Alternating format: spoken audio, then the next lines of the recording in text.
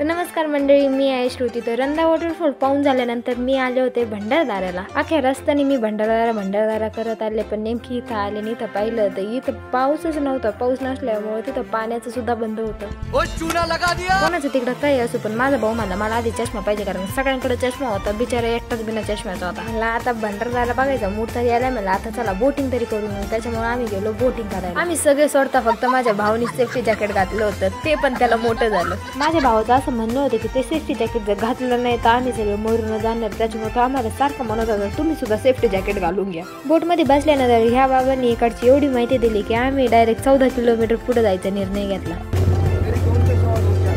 200 फूट खोले हे पाणी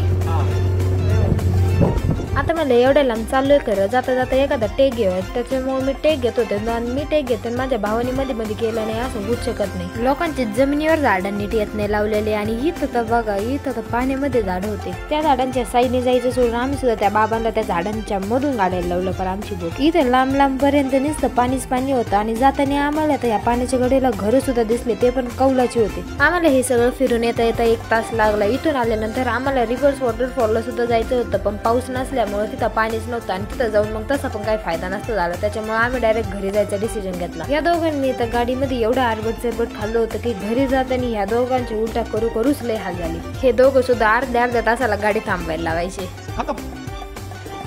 bye bye, tata, good bye, गया। फुले हॉटेलचं मी खूप नाव ऐकलं होतं, त्याच्यामुळे जाता आम्हाला नेमके ते हॉटेल रस्त्यामध्ये लागलं, त्याच्यामुळे आम्ही तिथं जेवण वगैरे केलं, निघालो घरी जाण्यासाठी। बाय।